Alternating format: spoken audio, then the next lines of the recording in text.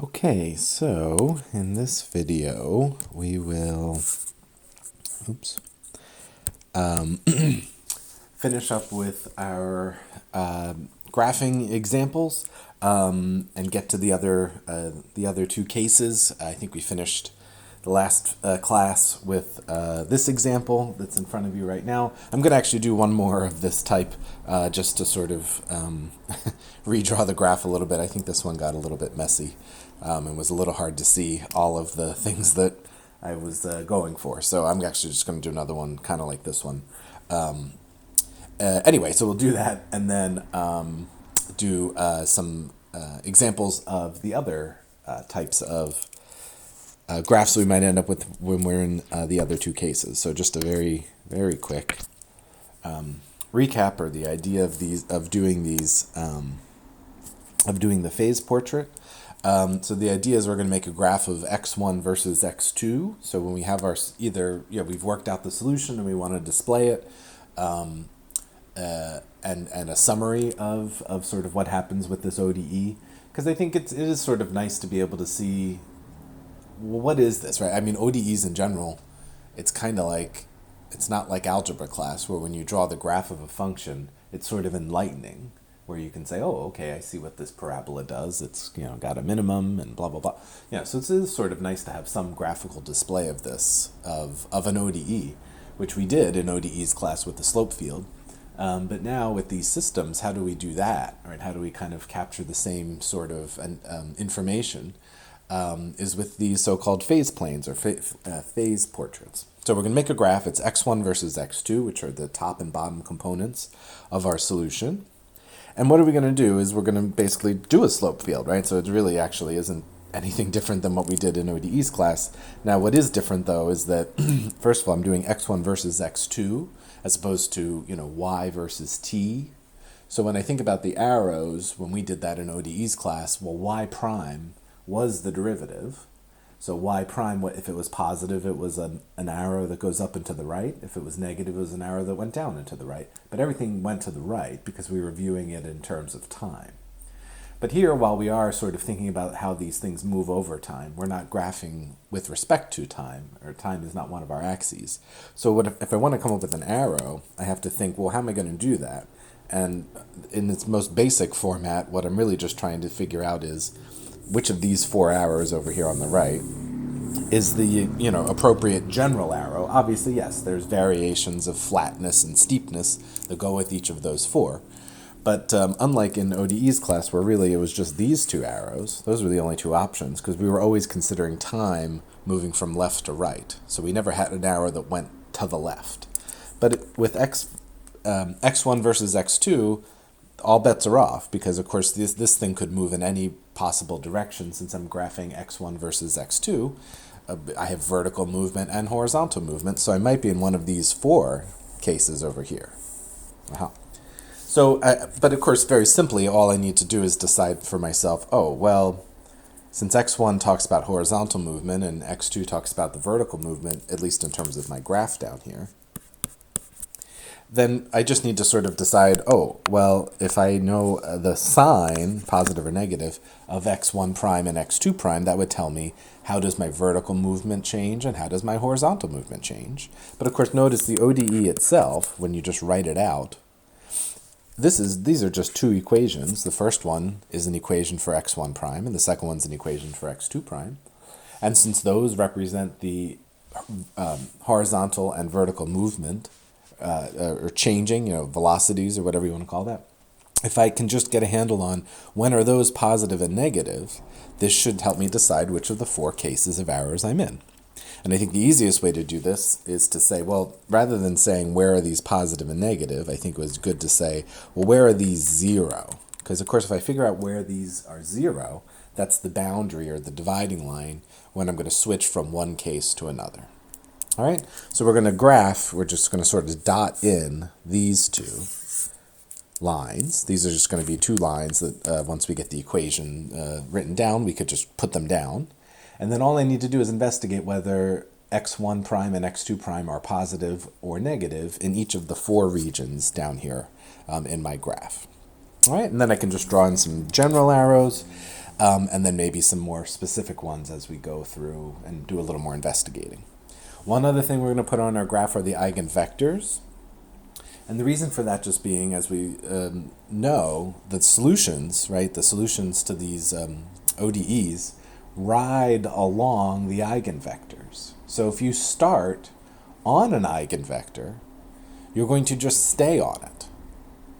So those are important. Those, in fact, in many ways are the most important piece in the phase portrait, is to say, well, the eigenvectors themselves are sort of like the main steering currents. All of the other arrows that we're going to draw in are there, right? They're real. But for sure, the eigenvectors themselves, since those are solutions, I should say our solutions ride along them, I want to also draw those in. Now, how do I know in terms of movement which way to go? Of course, I've been drawing arrows in everywhere else. How do I actually turn an eigenvector into an arrowed eigenvector? Well, if you think about it, we know that e to the lambda t is the scalar multiplier in our solutions. So if lambda is negative, then e to the lambda t is going to 0, which of course on a graph would mean you're moving towards the origin. And if lambda is positive, then e to the lambda t is getting big as time goes on. And so, of course, on a graph, that would indicate that you're moving away from the origin. So we can put the eigenvectors in and put some little arrows in order to indicate flow in or flow out. All right, and then once we're finished with all of that, we'll do our usual thing, which is to maybe just trace in some what are called trajectories, which is just us putting down our pencils and following the arrows to trace out some of the solutions. All right. I should say, right, and I'll make a better point of this when we do our example today, that the eigenvectors themselves, you can't cross an eigenvector when you're doing one of these trajectories. Again, think about these as currents, right, or wind currents or water currents, and the eigenvectors, whether they're flowing in or flowing out, it's like a rapid river or something like that. So you can ride along it, but you're not going to be able to get across it. So when we put the eigenvectors in, those are going to actually be very sort of firm dividing lines, much more so than these little dotted lines that we're putting in order to help us do the sketch. Those you can cross because those are simply points where the derivative in one direction is 0. Well, that doesn't mean you can't cross that. But the eigenvectors that we draw into our graphs here, those are going to be uncrossable. So when we're tracing out these trajectories, we can maybe remind ourselves, okay, well, those, I'm not going to cross those. I'm either going to ride along them out to infinity, or if it's a flow in, I'm going to probably ride along them towards the origin. All right? Okay, so we'll see that in action in our example. We'll do this little classification thing at the end and also come up with the cute little name. So we did this example last time, and I think I finished here with just a general picture, I guess, of the 3 cases that if you end up with with 2 real eigenvalues, then you're going to end up with a picture that looks something like one of these 3. All right, so let me just do one more from start to finish so that you get a sense of that, and then we'll do, like I said, the others, other 2 cases. So I guess maybe this is our second example. So I'm not going to actually solve it, but let me write the matrix up here. So 0 and 1, and 3 and -2. Okay, so that's our ODE. And if you solve this in the usual way, you get lambda equals 1, and the eigenvector for that is 1, 1. And you get lambda equals -3, and the eigenvector for that is 1, -3. Okay, so you could solve this, and of course that's not too hard to do. All right, now if we want to get a picture for this, I think this will look a little nicer than the one we did the other day. Let's see. So if I'm going to draw this, which I will, I want to get a handle on the 4 regions of how the arrows in general are going to flow. So for that, I'm going to multiply this out and say, oh, okay, that really says in the top and in the bottom, you have equations. In the top, you have x1 prime equals. Now, when I multiply here, I get no x1s plus 1 x2. When I do the bottom row, I get 3 x1s and negative 2x2s. Okay, so the question is, now these are both expressions for x1, or the top one's an expression for x1 prime, and the bottom one's an expression for x2 prime. So those are both telling you when will you have no horizontal in the first case, or no vertical in the second case, movement. So in other words, these will be moments where the arrow you're going to draw is either straight up and down or straight left and right. In other words, no diagonal. Okay, which we didn't really put those in, but if we want to, we can certainly do that. But more importantly, these are also going to be these are both just equations of lines, right? So because of course we're graphing x1 versus x2. Right, so these are just lines. In fact, if I rewrite them, and I'm always going to rewrite them as x, like make them read x2 equals, just because it makes us more so think about the equation of a line. Usually we have y up there, right? So y equals kind of makes us think of y equals mx plus b. So if I rewrite each of these to have them read x2 equals, I think I come up with those two lines. So I'm going to dot these two lines on my graph here. And these are just guidelines, so these aren't actually part of the solution or part of the phase portrait, but they're going to help me write the phase portrait. And so I'm going to do my best to draw them as sort of dotted lines. Now, of course, in this case, this first line, that's just the axis here. That's just the x1 axis, or what we usually had called the x-axis. So I can't really do a great job of just dotting that in, but I'll do my best. I'll try to sort of make it look like I dotted that, right? So that's that line, and that's for x1. That tells us about x1 prime. Tells us that's the dividing point between when x1 prime becomes positive versus negative. And then the other one, 3/2 x1. So 3/2 is a diagonal line that is a little steeper than y equals x. So I'll put that in maybe like that, and that's telling us about x2 prime. Right? Okay, so now if I do my little basic investigation, which only takes a minute, if I pick a point, I don't have to pick a specific point, but I'll pick that one, whatever that is. Then I'm just going to run that point through my two expressions, this one and see whether I'm positive or negative. So if I put whatever that point is, I don't know, 3, 0, 0, 3. If I plug that in, if I plug 0, 3 into the top one, it's positive. So that means if I go in the direction of this point from x1 prime, if I go in that direction, x1 prime is apparently positive on this side, and you can immediately say it's the opposite on the other side. So x1 prime is going to be positive if I'm above the x-axis, or the x1 axis, and it's negative if I'm below. Well, we kind of knew that already, but that way we can sort of see that. All right, and then similarly, if I again use this point, 3, 0, whatever it might be, if I was to plug that in to the x2 prime equation, I would end up with a negative number. So for x2, let me try to get rid of that. So for x2 prime, on the side that contains that point, it's negative, and on the side that obviously doesn't contain that point, then it's positive.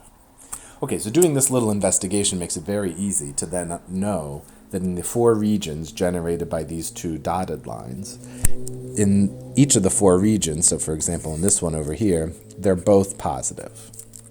Oh, okay, so an arrow where they're both positive means I would go to the right, and I would also go uphill.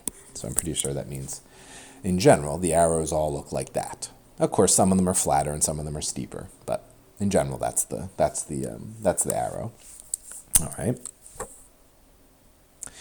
Okay, and then similarly, if I flip over to this region over here, they're both negative over there, if you think about it, right? Because I'm below the x-axis and I'm above this line, so negative, negative. So in this case, I could say, oh, okay, negative, negative means I should go down and to the left. So I should be maybe something like that. And then I have to think for a minute. Let's see, I got 2 more regions. I got that region, and I got that region.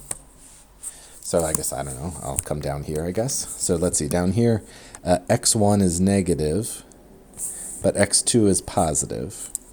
Okay, so x1 is negative means I go to the left, but x2 is positive means I go up. So up and to the left. Oh, okay, up and to the left means that. And then you could do either investigate or just sort of by process of elimination. You're always going to have all four arrows, all four possibilities, right? So you could fill that in, that's a down and to the right. Aha, okay, so we're starting to now get some decent arrow stuff in here. So I'm going to continue to draw some of these in order to indicate, maybe fill in some of the other gaps. But before I do that, and I'm just going to switch colors here to something that we can, I don't want to use green. Blue? Okay, so this is blue. If I put the eigenvectors in, that's easy enough. So 1, 1 is maybe, I don't know, probably about like that, 1, 1. And you can have it keep going in both directions. So that's 1, 1. Now, this eigenvalue is positive 1. So e to the lambda t, which is the scalar multiplier, is going to get big as time goes on. So I think I know that if I'm on that eigenvector, as time goes on, I'm going to get bigger, because e to the lambda t gets bigger, which is going to move me away from the origin. Okay? All right. Similar for the other one. So for the other eigenvalue, which is 1, negative 3, so the other eigenvector is 1, negative 3, so I don't know, maybe that's about there, 1, negative 3. So if I draw that one in, oops, and again, make it go forever in both directions. Ooh, that's not my best line ever, but well, I guess it's all right. Then what's happening with this one? Well, that has a lambda of negative 3. So as time goes on, e to the lambda t is going to get smaller, and in fact, closer to 0. So if I'm riding along this eigenvector, I'm actually going to be pushed towards the origin. So the flow in that case is flowing in. Okay, now of course this is a good moment where you can check, did I completely F this up? Because of course the arrows on your eigenvectors should look like they pretty much match the red arrows that we drew in, and in this case of course they do, right? And here's where, if you want to, I'll switch back to red here, so that red is my flow arrows as opposed to my solutions.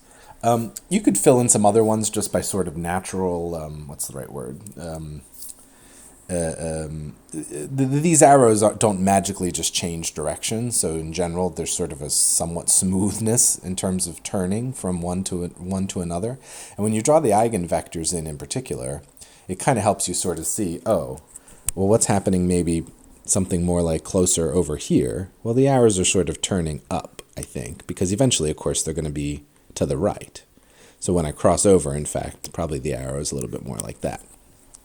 So I don't know how to say that in words, but just sort of, I don't know, filling in the gaps with what seems like probably the most natural thing to happen. If you want to, you can fill in some others, or you could plot some other points, right? I mean, if I was really concerned about, I don't know, whatever point that is, negative 4, 2, plug it in and see what the slope is, and try to sort of draw an arrow that has that slope if you want. But I think for the most part, you can get away with mostly just thinking about either the blue, which is sort of overall guiding our movement, and also the red too. You can sort of think, oh, okay, well, the red arrows should sort of, they should sort of flow somewhat continuously. So, but you do sort of still have to maintain the right direction here. So I'm pretty sure these probably start turning. Then when I get over here, they're probably just barely positive. Well, I'm pretty close to the eigenvector there, so probably that's sufficient to just leave that. And again, maybe I'll just fill in a few more over here. They have to be to the right, but they're probably starting to sort of turn like that. Okay, so fill in a few more if you want to. It's not a requirement. So we've got eigenvectors down. We've got, I think, a good handle on all these little red arrows are all talking about the flow in general everywhere. So if I want to throw a few curves through a few trajectories in, I'm mostly just trying to say, oh, all right. So if I start somewhere, where how does the ODE push me? So I say, oh, all right, well, I don't know. Maybe I say, let me pretend I start here. Well, let's see. These arrows seem to be moving me to the right. Now, when I cross over this dotted line, Now remember, that dotted line, everybody in that region has to be down and to the left, which means this trajectory has to turn and go down and to the left, because you got to follow the flow. Similarly, if I started maybe up here, say, okay, I'm going down and to the right, because that's what the arrow says to do, so okay, that's fine. But as soon as I cross over that dotted line, I'm now in this land, which means I better go down and to the left. And similarly over on the other side. So let me draw just a couple other arrows in here for you. So I'll say, okay, that's saying great, great, great. But now I got to turn and follow that one. And I'll just draw one more for completion here. Same story, right? So as soon as I cross, I made my turn a little too soon there, sorry. So I'm going down, down, down, down, down, down. As soon as I cross that dotted line, I got to be an up and to the right, which means I got to do that. All right, so I do think actually, hopefully, I'm going to write a few words here, but I think this is actually maybe a little bit of a cleaner picture than the one I drew. So the blue lines or the blue curves, those are actual solutions that we've traced out, including the eigenvectors, right? So the eigenvectors are also solutions. So if I started here, I would flow into the origin. If I started here, I would flow into the origin. And if I started, I don't know, at the origin, or well, I guess maybe not at the origin is probably bad, but if I started here, I would flow out to infinity. And if I started here, I would flow out to infinity. Okay? So if I look at it, right, so why, in terms of a summary then, if you start on one of the eigenvectors, you'll stay on it. You really will. Maybe I'll ask you to show me that sometime later, but it's a very easy thing to show that the eigenvectors themselves are solutions. Well, we kind of know that, right? That was the whole idea. That's how we came up with our solutions in the first place. But so if I start on an eigenvector, I say that. But notice that for this one, I'm just going to go to a new color for just a second here. I'll go back to this orange. If I start on this, I'll just use this point, right? If I start there, I stay on the eigenvector. But if I start, goodness, just a little bit off to the side, I say, okay, all right, I'm doing good, I'm doing great, whoa, and now I move, and I flow all the way out here to infinity.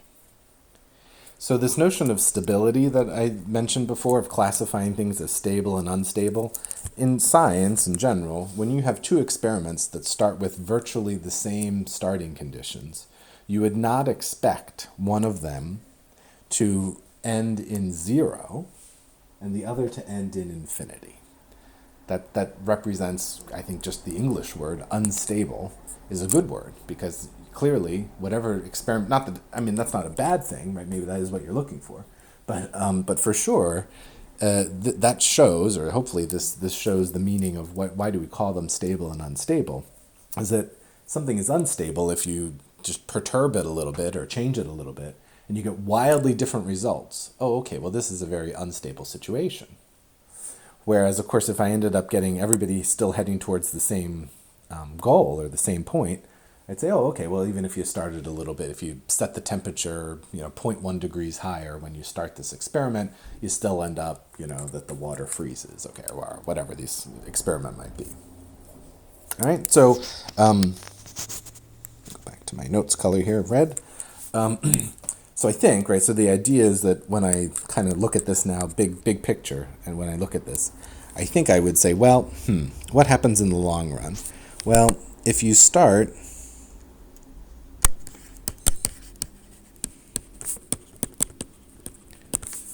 along the 1, 1, it's the other one, the 1, -3 vector,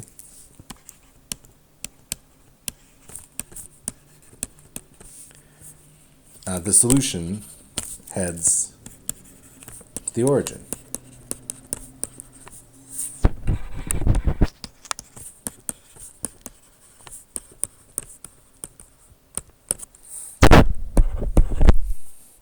But if you start literally anywhere else,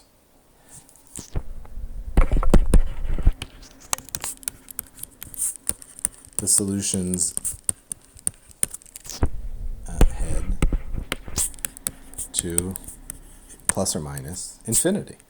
Right? Anywhere else I could put my pen down. The only place I can put my pen down and not end up riding, so I mean this blue, right? This eigenvector, all of the solutions, aside from the ones that start on the other one, all the rest of the solutions are sort of, you might even say, are attracted to this eigenvector, which is a positive eigenvalued eigenvector, meaning in the long run, this is taking you to positive or negative infinity, right? Okay, so this is why we call it, why this one we would classify as semi-stable, because sometimes you do get a convergent solution, but most of the time you get infinity, right? And again, it's this unpredictability that is either desired or not, right? But that's sort of where the term comes from. All right, so hopefully that's a little bit of a better sketch of what's happening. I know there's some problems in WebAssign where obviously they're not having you graph because you can't do that. But they give you little snippets of the graph, I think, and ask you to sort of pick which graph seems like the right one and what's the behavior in the long run and stuff like that, right? So hopefully doing these problems out, and I encourage you to draw pictures like these, should make hopefully answering the kind of multiple choice questions that follow pretty straightforward, I hope. So, okay, so that's... So I'll just flash back. Oop, went too far. So, right, so we're going to be, now I know we did 2 examples of these, and we didn't do any examples of that or that. But to be honest, the only difference is that, right, in a sink, both of your eigenvectors eigenvalues are negative. And so in that case, rather than you having one arrow, one flow out and one flow in, they both flow in. So I promise that when you do one like this and you draw in all the little side arrows, right, all these guys and those guys and whatnots, they're all going to be pointing towards the origin. So it's actually kind of, I mean, when you trace out solutions, there isn't a lot to it. They're all just sort of wherever you start and you just sort of dive bomb towards the origin.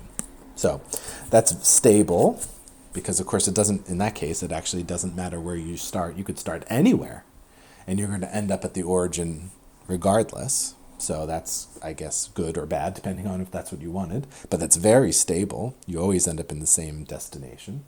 And it's called a sink because, well, it kind of looks like the origin sinks in. And then in the third case, it's just the exact reverse picture, that if both of the eigenvalues are positive, then the flow is out, right, on both of these axes, on both of the eigenvectors. The flow is out. And ditto for all the side arrows, all the little auxiliary arrows and all of the trajectories that you're going to trace in are all heading out. In other words, away from the origin. So in that case, this is the ultimate unstable situation because you can start anywhere and you're going to blow up no matter where you start. And in fact, right, I guess in some sense, I mean, infinity is not a number, so I can't say, oh, well, no, it is stable because you always end up at infinity. Well, of course, this infinity is very different than this infinity and so on and so forth, right? So, and we call this a source because, again, the idea would be that the origin is somehow like maybe a source of whatever this is, and it just keeps flowing out of that source. Okay, so those are our 3 cases for graphs when you have 2 real solutions. So I promise no matter what your case you're in or situation you're in, it'll look roughly like one of these 3. The saddle, which is the one that we did both examples of, is kind of the most interesting one because one goes in and one goes out. So, but anyway, okay. But that's, of course, not our full story. That's just a third of our story. The other 2/3 of our story, of course, involve the other 2 situations. So I'm really bad. I have no idea what numbering kind of thing I'm doing here. So, okay, I don't know. So case 2 is what about repeated roots? So that's, of course, maybe the second of our 3 cases. So what about repeated eigenvalues? Do we get graphs like the ones we just looked at? Do we get a different shape altogether? Who knows? All right. Well, we're going to just try one, and then we're going to summarize this and see what we see. So let's just try one. So 1, -1, and 1, 3.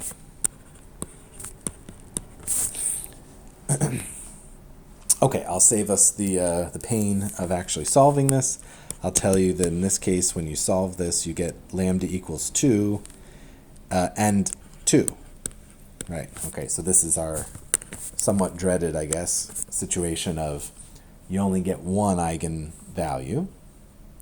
Okay, so we find the eigenvector, which if we do this in the usual way, I think you get 1, negative 1. And then remember, of course, the solution involves us also using the generalized eigenvector, which I think we've been using the letter U for. So just in case you wanted to do this one for extra practice, I think you should get that the generalized eigenvector is 1, negative 2. Okay, so let's not reinvent this whole process. I kind of like the way that it worked, so let's just proceed, right? And we'll just see what happens. So I'm going to do the usual business over here. So I'll draw myself a nice big axis, and again that's x1 and that's x2. And I'm going to try to figure out when are these derivatives 0. So let's say the top equation is x1 minus x2, and the bottom is x1 plus 3x2. And I want to know when are these 0 to sort of frame my drawing here. So let's see, and again I'm going to make these both read x2 equals, just so that it looks like the equation of a line. So the first one turns into x2 equals x1. Well, we know what that is. That's just a diagonal line. And the second one, if I make it read x2, is what, negative 1/3? All right, so I got to put these two lines in place. So the first line is y equals x, essentially, right? So that's just our old friend, a straight up diagonal line. And I'll just remind myself that's the one that's telling me about x1 prime. And then the other line is negative 1/3. So that's sort of a negative slope, but not too steep. So I don't know, maybe like that.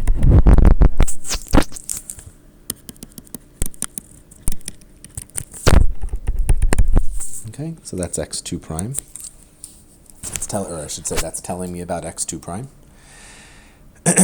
Okay, and now I'll investigate as usual. Pick any point that, just avoid these two dotted lines. So just pick somewhere nice and reasonable. I don't know, maybe I'll pick that point, whatever that might be, 3, 0 perhaps, or something like that. And if I run that point through, let's see, when I run it into the first equation, 3, 0, I'd be positive. So for x1, when I'm on that side of the line, apparently x1 prime is positive, and of course that means on the opposite side it would be negative. Okay, and then if I run that point through my second equation, it's positive, right? So if I run it through this one, I'd still be positive. So for x2 prime, that's this one here, apparently when I am moving towards that point, I'm positive, and away from it is negative. All right, so let me clean up my picture here. Okay, so that's just a little bit of a cheat, sort of a cheat guide here to graphing this efficiently. And now I'm going to put my 4 big arrows in, one in each of the regions to get a general sense of what the shape is, or the flow, I guess, is. So the first one, if I choose, I don't know why I always like to pick the positive region first, but that's the one over here. So I'm positive and positive, so that means I should be up and to the right over here. All right, and then across from that I'm negative and negative, so I should be down and to the left.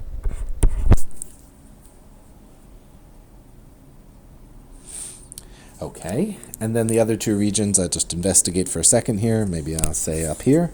So up here, let's see, x1 is negative, which means I'm to the left, and x2 is positive, so I should be up. So up and to the left, feels like that. And then, of course, you could either investigate or just trust that the 4th arrow, the missing arrow, is in the 4th region. Okay, so I have nice big general ideas about these 4 zones. Why don't I go ahead and put the eigenvector in? So I think I was doing blue for that before. So now I only have 1. So I'm not going to graph, I'll just sort of do that, right? I'm not going to graph the generalized eigenvector, because that actually doesn't necessarily, And we use that in order to generate the second solution, but the second solution, but that it itself is not a solution. So 1, -2, for example, that vector is not a solution to the ODE. So I'm not going to put that in, but I will put the actual eigenvector. I'll put that one in. So 1, -1 is maybe here. So if I sketch that in,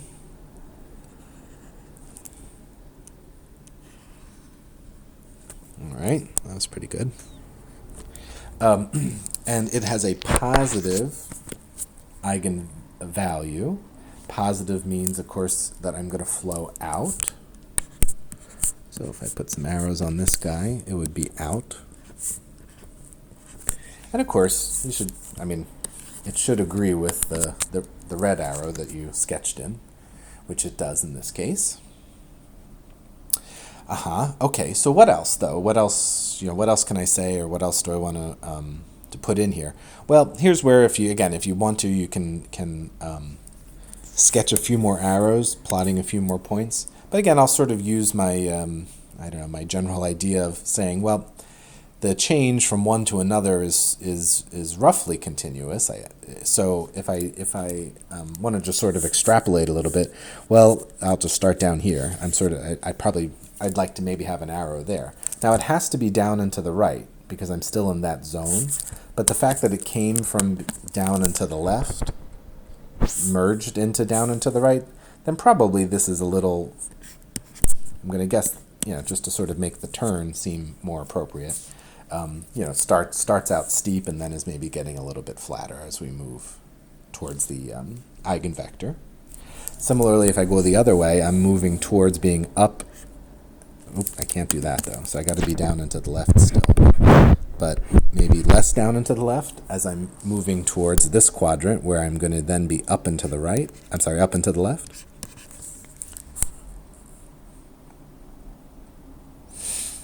And then I could just keep going, right? So if I move from here over to here, I'm migrating towards, I still have to be up and to the left. So this is what's always a little bit funny, is you got to sort of train yourself to say, I still got to do that. But maybe I'm moving towards being a little more ready for this. Okay, I think I probably have arrows in most places, but I don't know, let's see if I can fill one more in maybe. There, and I don't know, probably more like that. So, all right. Let's see. So if we fill in a few more, just sort of based on some intuition here, or again, plotting some more points, let's get to the main point of this whole thing, which is to draw in some trajectories. So I think I at least have a decent amount of red arrows that if I put my pen down somewhere and say, follow this, I might be able to say where I'm heading. So let's see, because I don't have anything, I have nothing else to put in this, so I'm not sure. So let's see if we can make sense of where these things might go. So I don't know, there isn't a whole lot of rhyme or reason for picking a point. Maybe pick one that kind of looks like it might be sort of interesting. So if I choose, I don't know, I'll choose here as a starting point. So this, of course, is saying go this is saying go down and to the left, down and to the left, down and to the left, down and to the left. Oh! Now, as soon as I cross over this dotted line, I have to start going down and to the right. Oh, down and to the right, down and to the right, down and to the right. Now, I should have, let me make that a little longer there. Now, I'm still never going to cross an asymptote, or a eigenvector. They are asymptotes. I meant to say that, I guess. So as I do this, right, as I start this process, I think you'll end up with some sort of a curve that looks like that. I don't know what you call that shape, right? But it's saying, okay, I move, and then, of course, when I have to change direction, I have to say, oh, wait, now I'm in the down and to the right, down and to the right. Maybe I should have gone off the screen a little bit more, but I wanted to have it meet up with the eigenvector there. So let's try another one just to see if this makes sense. So I'll sort of choose a similar one over here. So this is saying, okay, go down and to the right, down and to the right, down and to the right, down and to the right. Now when I cross over this dotted line, though, I have to start going up and to the right, up and to the right, up and to the right, up and to the right, up and to the right. And then when I cross this one, I have to go up and to the left. Now here's where I'm really going to Oh boy, okay. That was a disaster. All right, sorry about that. Let me start over again and make my movements a little smaller. Okay, so up into the, sorry, down into the right, down into the right. Okay, until I cross this, then I start turning this way.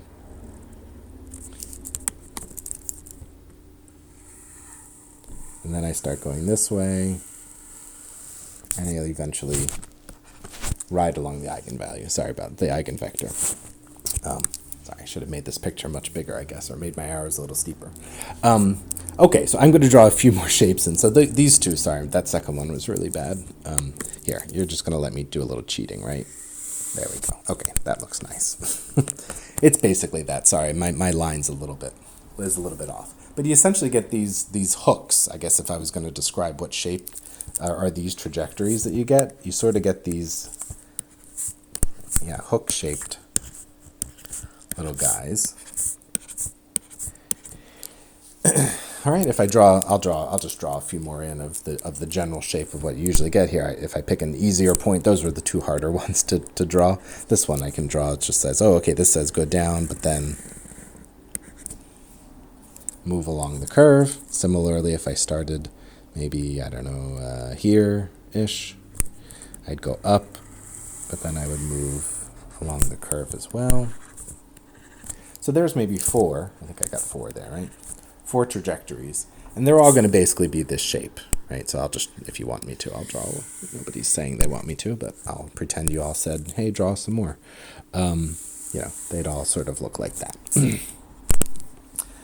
Okay, so, all right. Oh, and right, and of course, ones that start on the other side, that's sort of the interesting side. The ones that start on that side just ride along the, right, so I won't even draw those in, but these little loopy ones are the ones that are a little more interesting.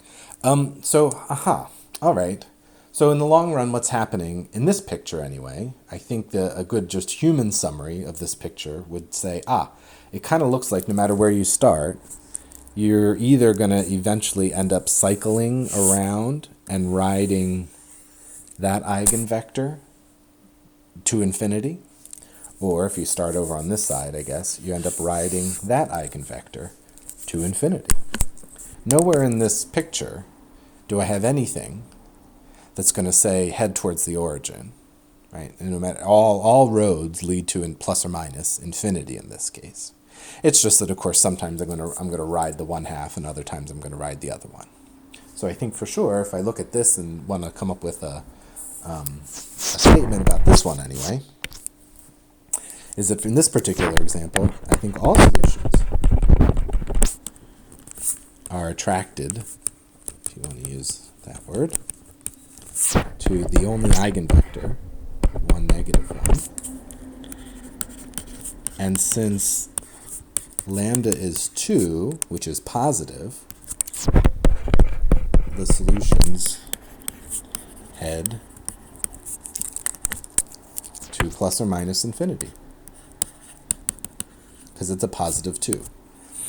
All right. The only difference between this graph and one where, let's say, instead of this being plus 2 and the 2 is the eigenvalue, if -2 is the eigenvalue, then all of the arrows on this blue diagonal would all go in instead of out. And these arrows would kind of do the same thing or a similar thing, but you'd be pulling into the origin as opposed to getting expelled out to negative and positive infinity. All right.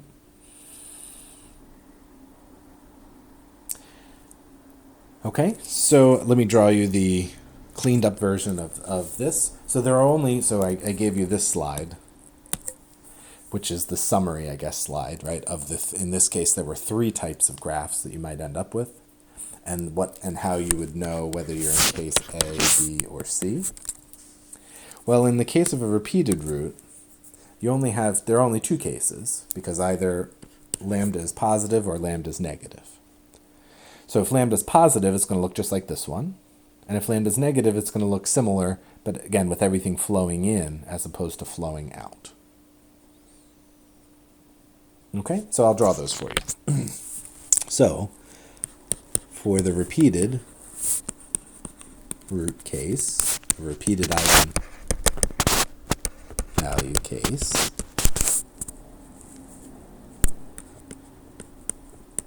we really only have two pictures. If lambda is positive, then it looks like the one we just did. If lambda is negative, it's going to still look like the one we just did, but everything's going to flow in instead of out. So I'll just draw the little mini version, I guess, or simplified version of the one we just did. So we have some eigenvector. It doesn't have to go that way, right? Obviously the eigenvector, maybe it goes that way, right? Well, maybe I'll do it that way just for funsies then. But the idea is that you get these, what are the solutions then look like? The solutions all, they do this hook thing, right? Where you start and you end up looping around, but ultimately going to infinity. And these might be on the other side, right? It's sort of just a question of how do some of the dynamics play out. But generally they all look like, I have trouble on this side. Like that, stuff like that. All right, and I'll draw a big one in maybe just to make it look nicer. All right. So this is certainly unstable because, in fact, all of the solutions go to infinity, or plus or minus infinity. And this is known as a star. I'm not quite sure how they came up with star. I think if you draw these a little more delicately, perhaps, maybe it looks a little bit like a star, although I'm not really sure about that. But anyway, that's the usual term that's used for this. In the other case, you have one eigenvector, and now this one's, of course, flowing in. So what kind of shape do you get in this case? Usually it does more of a hook the other way. So if you were to maybe start up here, you might end up doing that. Oh, sorry, I didn't do it backwards. If I start up here, you might end up doing this. Something like that, heading towards the origin. So that you might have something like that.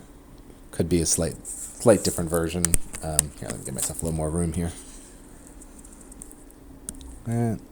Oftentimes you still have the hook, right? But it moves you towards the origin. And if I'm on the other side, usually you do the hook usually happens the other way. Something like that. Right? And of course, if you start in the sort of boring regions where you don't have much of a hook, it usually just propels you right towards the origin or something like that, right? These you might actually have to sort of sketch. I mean, you're going to end up with pictures that look sort of like these, but there's a little bit more variability here. But for sure, when lambda is 0, everything's going to flow into the origin. So in that case, it's very much stable because you're heading towards 0. And this is also, this is the same, right? It's just a stable star as opposed to an unstable star. So.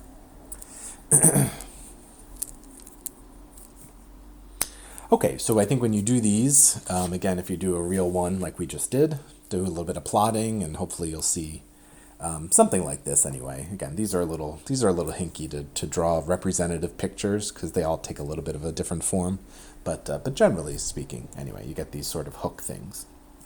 All right, so that's case 2. So case 2 is it repeated, and so let's finally get to the last one, which is, of course, the complex.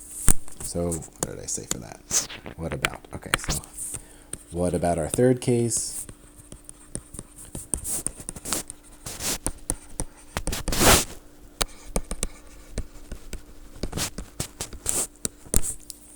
Okay.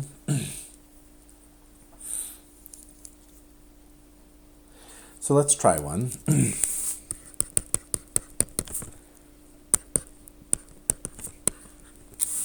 So 3 with -5 and 1 with -1. Okay, and if you solve this and do all the usual business, you end up with lambda equals 1 plus or minus 1i. I'll put a 1 there just for emphasis. And you end up with eigenvectors 1, 2 plus or minus 0, 1. Okay, so you can do that out, take 5 minutes to do, or less, hopefully, than 5 minutes maybe, and that those would hopefully be the eigenvalues and eigenvectors that you get. Okay, So I still want to do my little sketch job here. So let me get myself some axes, x1 and x2. And let's do our usual investigation of writing out the fact that this is really two equations. The top one is 3x1 minus 5x2. The bottom one is x1 minus x2. And then to help us sketch this, I'm going to rewrite these. I'm going to ask when are these 0? And I'm going to rewrite them as x2 equals equations. So I think you get x2 equals, what is that, 3/5 x1. And this one turns into x2 equals x1. Okay, well, we like that one. That's just y equals x. All right, so we'll jot these down in a dotted line here as best we can. So y equals x, that's just a regular diagonal line. Okay, I sort of ran into my equation up there, so maybe I'll label it down here. That's x1 prime, or that tells me about x1 prime. And then x2 prime is, oh, I'm sorry, I did the wrong one first. That's x2. Sorry, that's that one. And then the first one, y equals 3/5 x, is also a diagonal line, but it's a little bit flatter. So I'll just exaggerate a little bit and say it's sort of more like over here.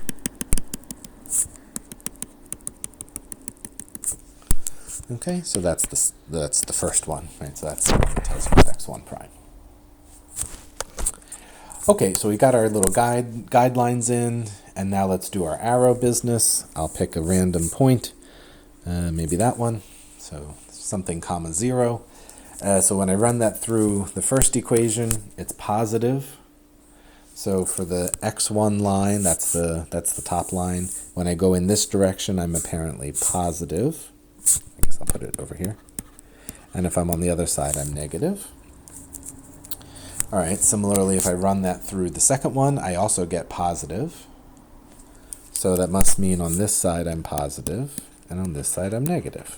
Now I think if you're at all noticing anything, which I don't blame you if you're not at this point, in the complex case, I think that's the first time that we get, we had been getting positive with positive is within a little region, whereas a negative and negative, in other words, we've been getting that the two smaller little wedges have been the positive, positive, and negative, negative. But in this picture, when we look at it, where's the positive, positive? That's over here. So, okay, so that's the one that's up and to the right. So I'll just give us a nice big up and to the right arrow. Negative, negative is over here, so I'll give us a nice big down and to the left arrow. And then let's see, in this little wedge here, x1 is positive, so that means I'm to the right. But x2 is negative, which means I'm down. So I'm down and to the right. So I'll put a down and to the right, and that must mean this is an up and to the left.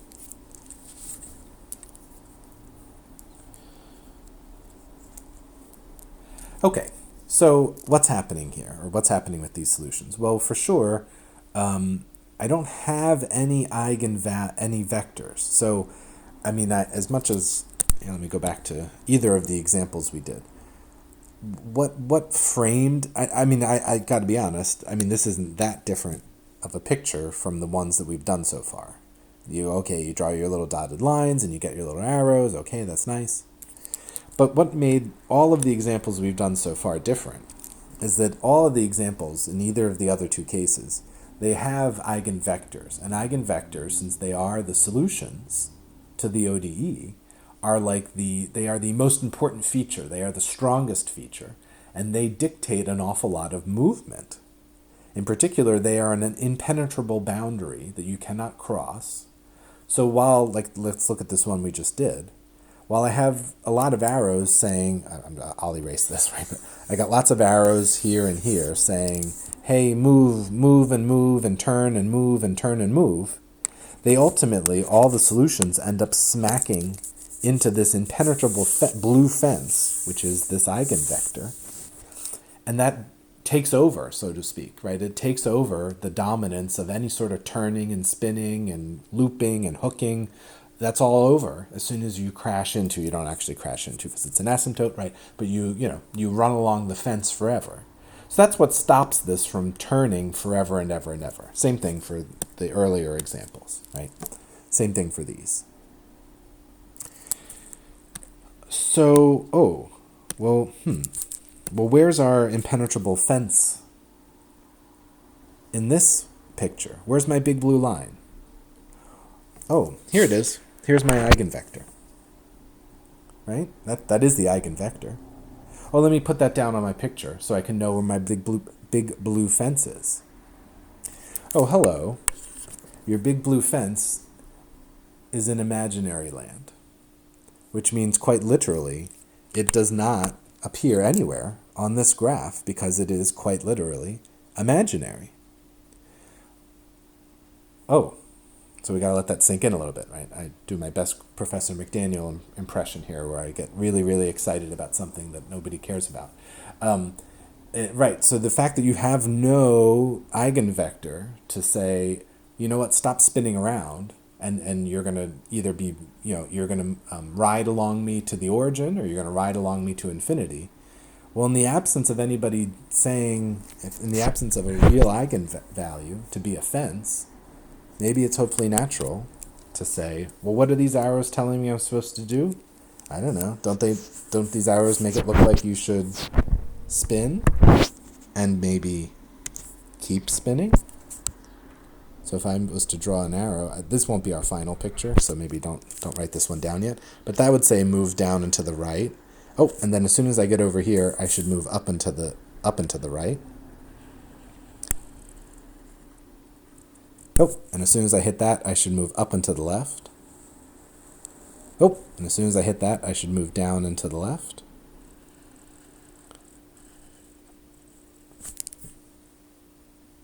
So I might do something like that. Or, I didn't get that all in one ink. Or, because of, other sort of flow factors of how strong maybe some pull is, maybe I do this, and then this, and then this, and then this, and then this, and then this, and then this, and this, and this, and this, and this, and that. I might do that. Or, I got most of that all in one. Or I might do, I'm going to be messed up if I start there, so let me just slide over here. Oh, shoot, I lost my arrow. There we go. Or I might, okay, down and out, and then up into the...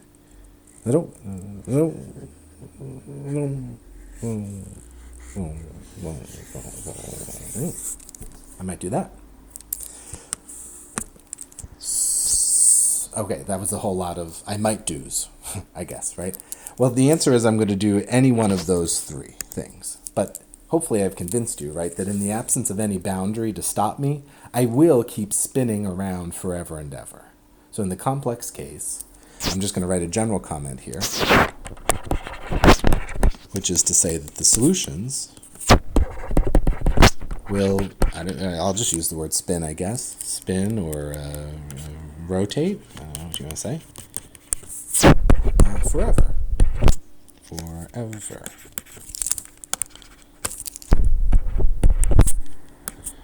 Rather than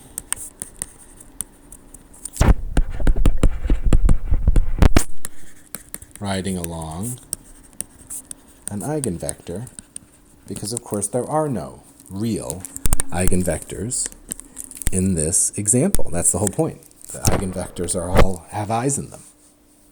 And even these two pieces, right, the real and imaginary parts of the eigenvector, those are not actual solutions to the ODE. So those are not part of my graph.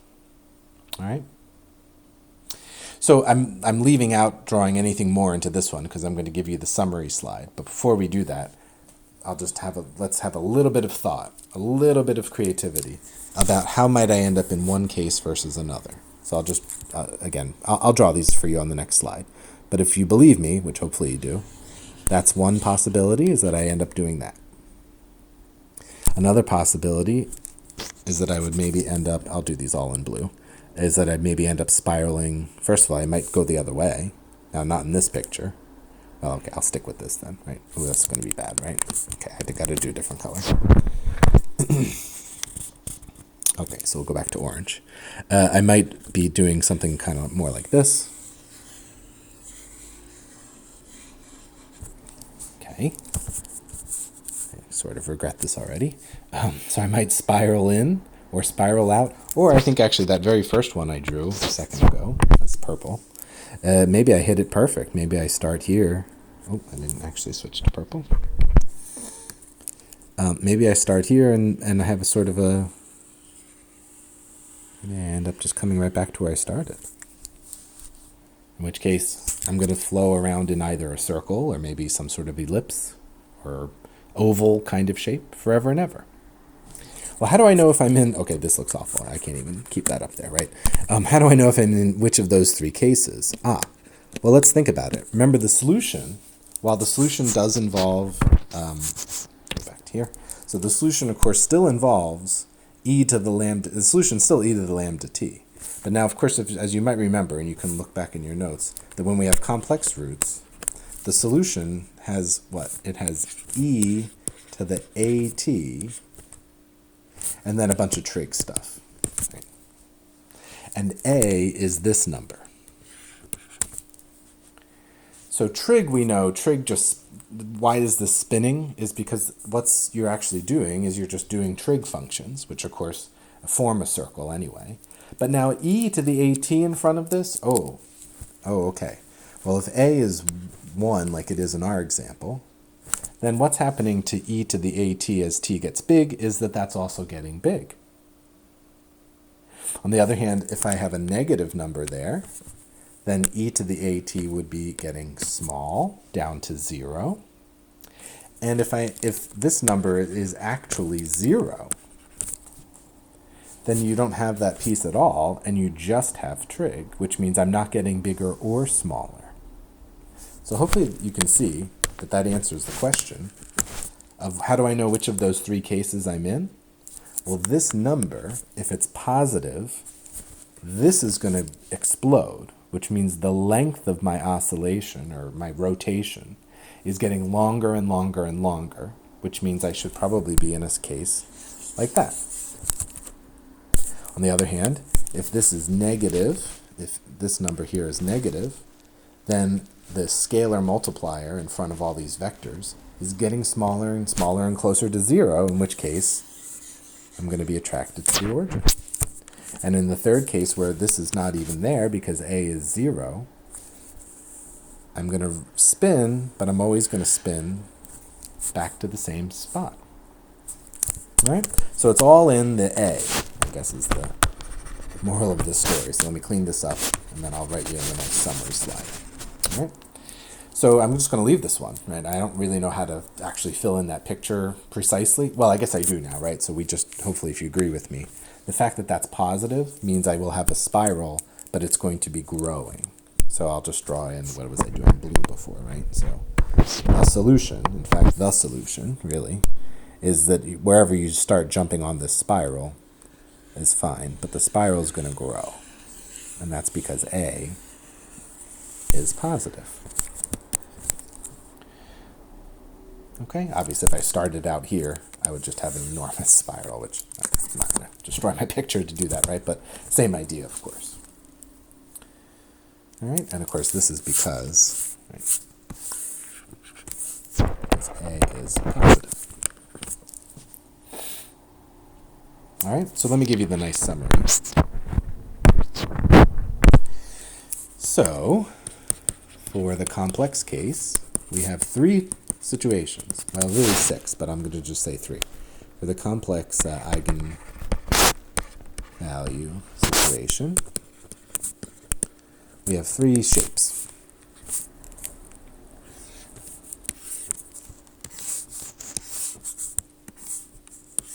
Okay. So, of course, remember, right, we have that lambda is A plus or minus BI, right? So that's the format of the eigenvalue. So A, which is the real part, is really what dictates which of the 3 pictures I'm in. If A is negative, or A is positive, or A is 0, I get 3 different shapes. If A is negative, I have a spiral that's heading towards the origin. So I'll draw some little arrows on this to indicate that you're flowing in to the origin. Okay, this is one that's not creatively named at all. This is called a spiral.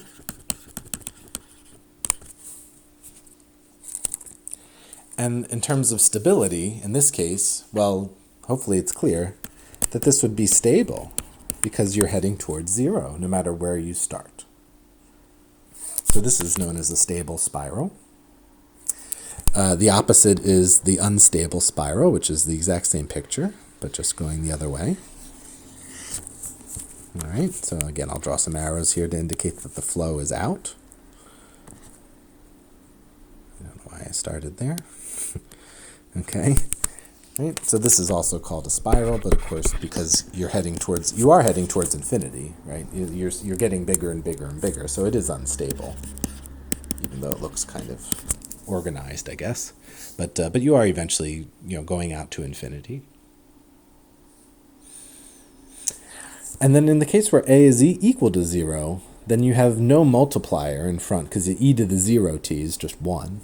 So in that case, you will end up with something that doesn't have to necessarily be a circle, but I'll draw it as a circle.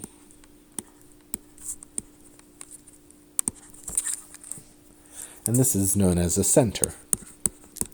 I don't think they wanted to use the word circle because it's not always a circle, but and how does this get classified? This typically gets classified as semi-stable. Although others will classify it as stable because the solutions don't head to infinity, right? In fact, the solutions actually just ride along this curve forever. So in some sense, it's sort of a funny, I'm not sure exactly if these terms are all a little bit arbitrary. Somebody else might call it stable. Oh, it's stable because you don't go to infinity. Well, that's true. But on the other hand, it's a little bit unstable in the sense that, well, so what's the limit? Well, there isn't one. Because, of course, you're not heading towards a single value.